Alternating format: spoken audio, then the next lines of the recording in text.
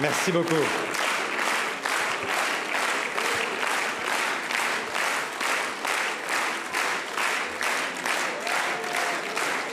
Merci infiniment.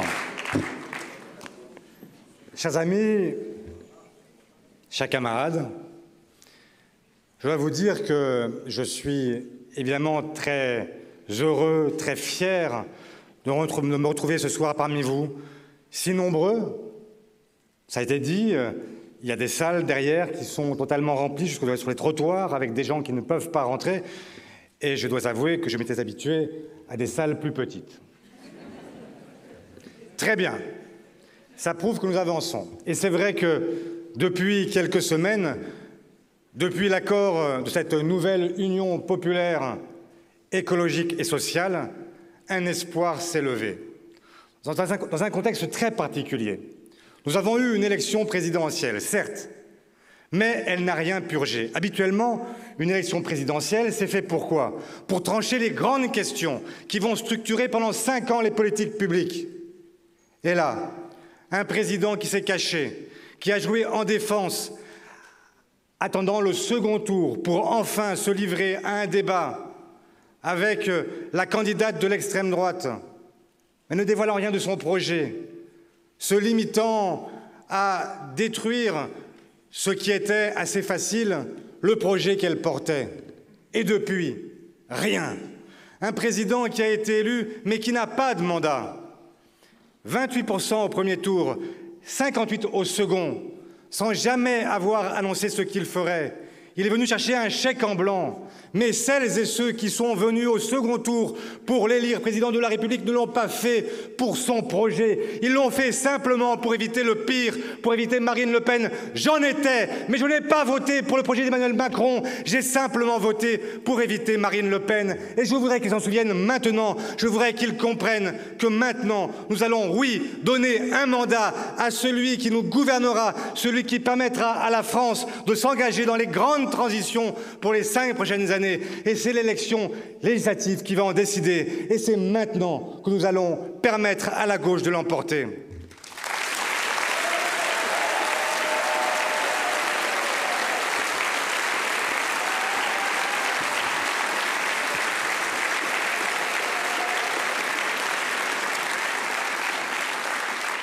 Alors, évidemment, il n'a échappé à personne, surtout pas à eux, que quelque chose se passait.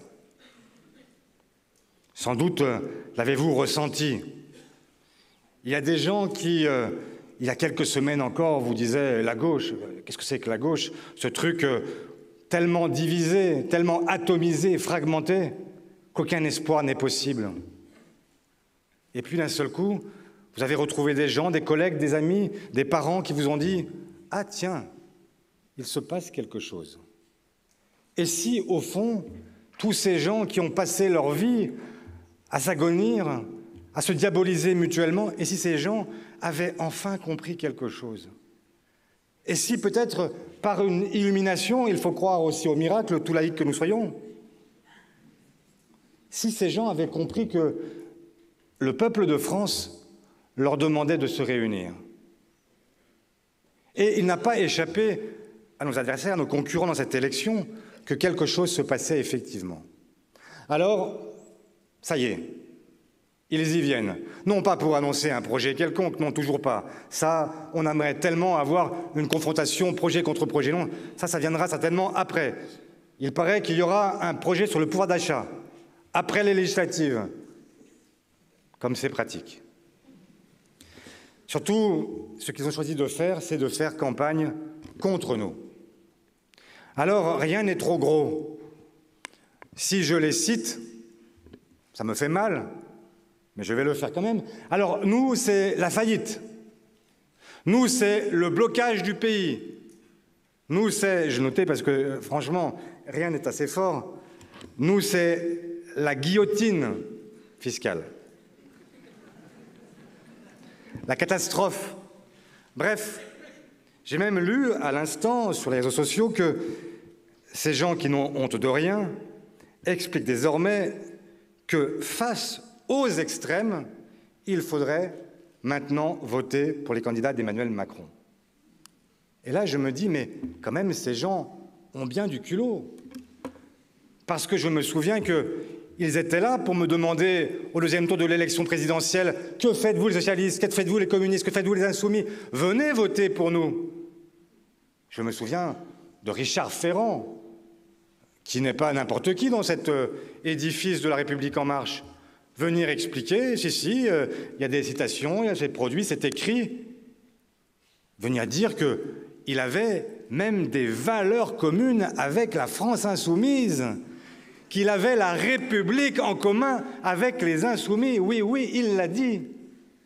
Et là, d'un seul coup, voilà, il y aurait maintenant le camp de la raison, le camp du sérieux, face à nous qui serions évidemment le camp des gens déraisonnables et des gens peu sérieux. Alors, je me suis demandé s'il n'avait pas raison. Après tout, sommes-nous raisonnables? Sommes-nous sérieux?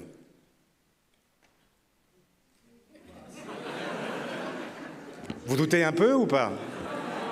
Bon, bien moi je vais vous dire une chose, c'est que c'est le monde dans lequel nous vivons qui n'est pas sérieux. Nous sommes parmi les 7 grandes puissances économiques au monde. Et il y a entre 2 et 3 millions d'enfants pauvres. Est-ce que ce monde est sérieux? Il y a dans ce pays, dont je viens de dire qu'il était une des grandes puissances économiques mondiales, entre 9 et 12 millions, selon les évaluations, de gens qui vivent soit au niveau, soit en dessous du seuil de pauvreté. Est-ce que ce monde est sérieux? Il y a dans ce pays des gens qui ont longtemps vanté un système hospitalier qui était parmi les meilleurs au monde, qui garantissait l'accès aux soins de toutes et tous. Aujourd'hui, nous avons un hôpital dont on nous dit qu'il est au bord, du burn-out. Et donc,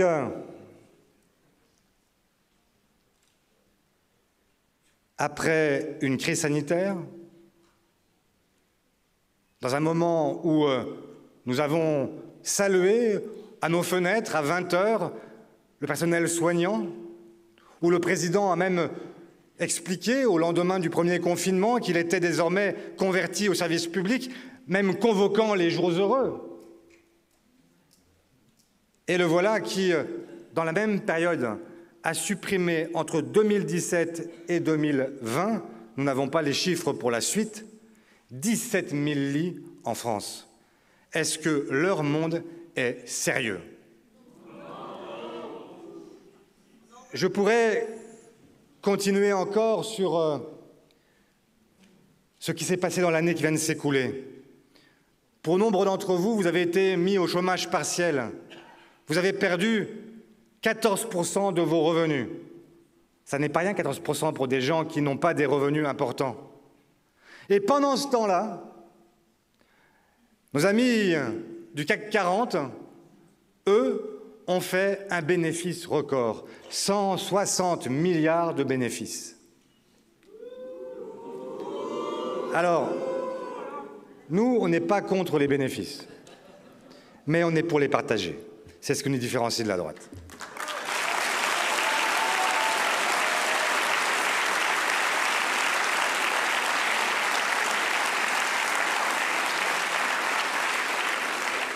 Et chers amis, ce monde, leur monde, n'est pas sérieux tout simplement parce que ça a été dit avant moi, mais je ne peux pas m'empêcher de le répéter parce que c'est le grand défi qui est devant nous. Comment iront dire, nous, vous qui allez devenir députés dans les prochaines heures, grâce à vous, comment irons-nous expliquer à nos enfants, à nos petits-enfants, qu'au moment où nous pouvions encore agir sur le réchauffement climatique, nous n'avons rien fait. Nous avons préféré nous poser la question de la dette financière, nous poser la question de la dette que nous avons contractée avec des gens qui, en réalité, mourront riches.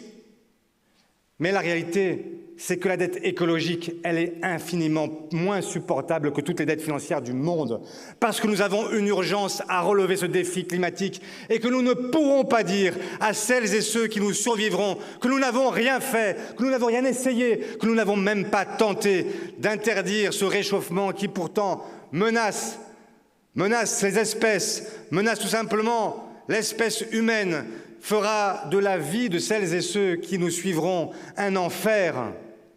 Alors oui, nous avons un enjeu, et c'est maintenant que nous devons le relever. Et c'est maintenant que nous voulons un autre monde, parce que demain, cet autre monde, il sera rendu plus difficile par l'inaction climatique, par l'inaction sociale, par tout simplement leur volonté de toujours tout laisser au marché.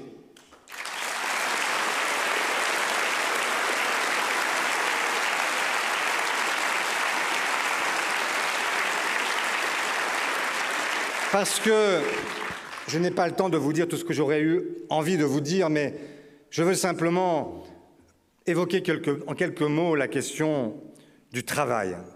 Cet après-midi, ou ce matin, je ne sais pas, j'ai vu ça sur mon fil Twitter, sur mon téléphone, le ministre de l'économie actuel, celui que nous allons bientôt remplacer, nous expliquait que ceux qui croient à la valeur travail doivent voter pour La République En Marche et ses satellites. Alors moi, je vais vous dire, en fait, ce qu'est la valeur travail et comment on la respecte. La valeur travail, on la respecte d'abord en accordant des salaires qui sont dignes et qui permettent à chacune et à chacun de vivre. C'est pour cette raison que nous fixerons le SMIC à 1 500 € dès notre arrivée au pouvoir. C'est la première façon de valoriser le travail.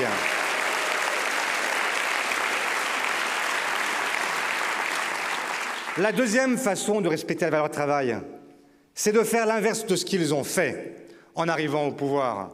C'est-à-dire de ne pas privilégier sur le plan fiscal, avec la flat tax, avec l'ISF, avec la fin de l'exit tax, privilégier le capital sur le travail. Ça aussi, ça n'est pas respecter la valeur travail.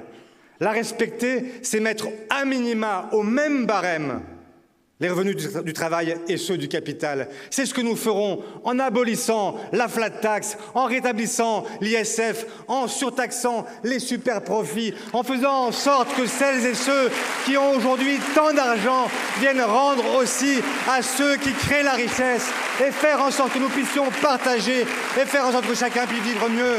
C'est ça, respecter la valeur travail. Respecter la valeur travail, c'est aussi accepter l'idée qu'on ne peut pas laisser des gens rentrer dans la précarité pour toujours. Nous avons, au XXe siècle, conquis des droits nouveaux pour les salariés.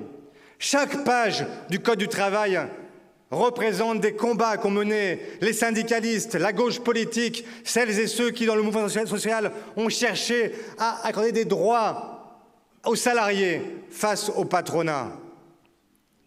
Eh bien, aujourd'hui, il y a une façon simple de contourner ces droits. C'est de vous dire que vous êtes votre propre employeur. Et c'est ce qui se passe pour tous ces salariés, pour tous ces travailleurs que l'on dit ubérisés.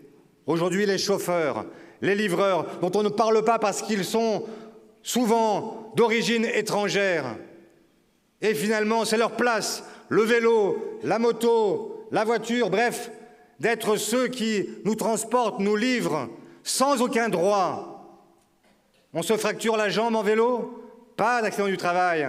On a besoin de prendre des congés, pas de congés payés. On est malade, pas d'assurance maladie. Voilà ce qu'est le nouvel état du travail. Et si nous n'y prenons pas garde, ce qui a commencé avec les livreurs, avec les chauffeurs, ça sera demain, même les avocats, même les journalistes, même toutes celles et ceux qui se pensent préservés, mais qui ne le seront pas.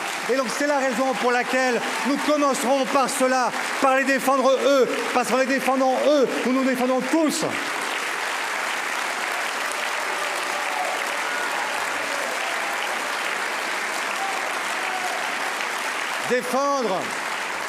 Défendre la valeur travail, c'est évidemment revenir sur la réforme de l'assurance chômage. Quand même, on nous a dit pendant 2 ans, quoi qu'il en coûte, et maintenant on dit à qui il va en coûter. Il va en coûter d'abord à ceux qui sont au chômage et sur lesquels on va prélever 1,5 milliard par an. C'est insupportable.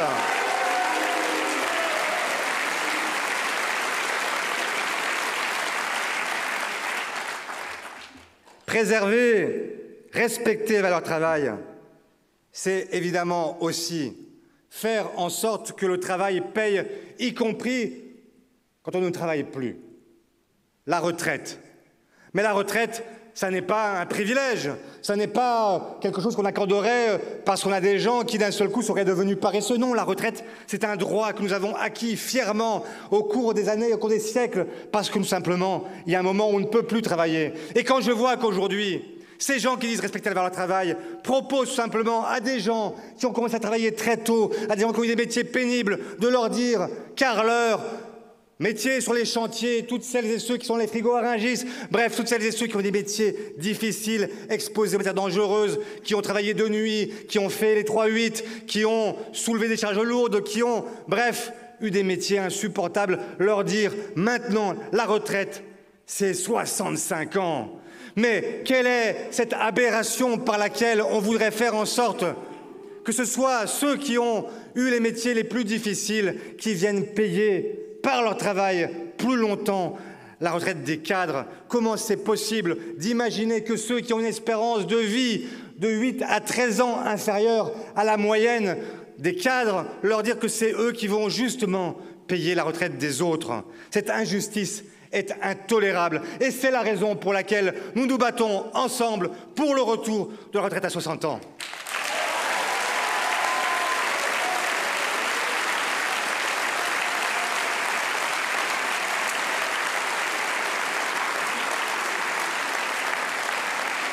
Je finis sur le travail en vous disant tout simplement que respecter la valeur travail, c'est aussi respecter toutes celles et ceux qui travaillent, à commencer par les femmes.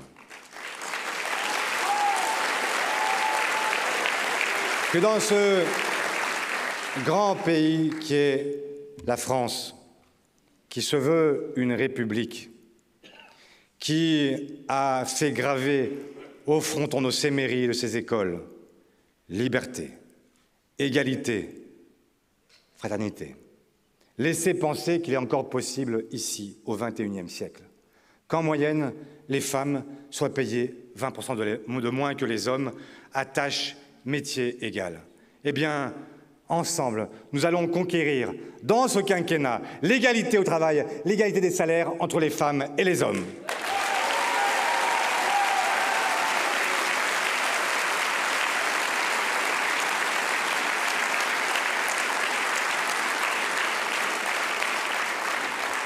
Chers amis, j'en ai fini parce que depuis longtemps, on me dit que mon temps est dépassé et que Jean-Luc, qui m'accorde de bonne grâce la parole, parce qu'on le dit très autoritaire, insupportable, difficile à vivre, j'avoue que je l'ai pensé moi aussi. Au début, je me suis dit, on m'avait prévenu, on m'avait dit, il mange les enfants. Et moi, j'ai eu peur. Et puis, nous avons discuté et nous nous sommes rendus compte que nous parlions la même langue, que nous avions envie des mêmes choses, du même monde, que nous avions envie de rendre ensemble un espoir à ce pays. Et c'est cette aventure formidable que nous menons ensemble depuis. Alors, je sais bien, il y a des gens qui diront « Jean-Luc, il est parfois outrancier. » Ah, c'est vrai, il ne parle pas comme moi. Et des fois, c'est difficile. Je me dis, oula, mais enfin, il se rend compte là qu'on va se prendre une avalanche de... Eh bien, j'assume avec lui.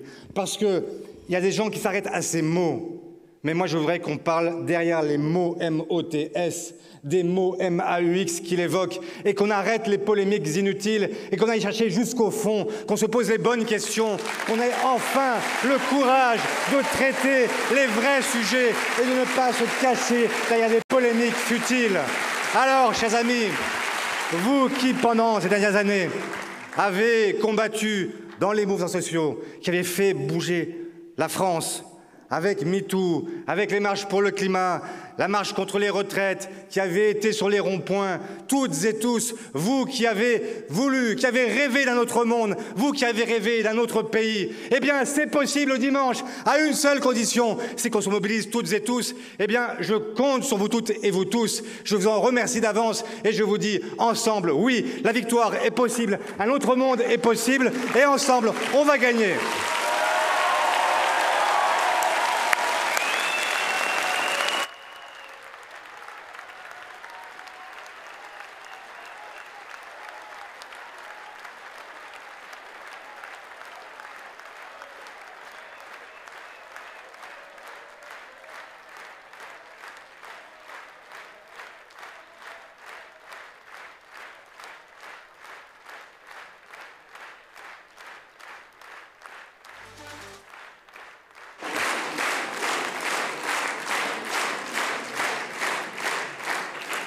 Ne vous inquiétez pas, je reviens, je vais chercher un ami qui est devant parce que visiblement il y a tellement de monde qu'il va commencer par l'extérieur et vous rejoindre ensuite.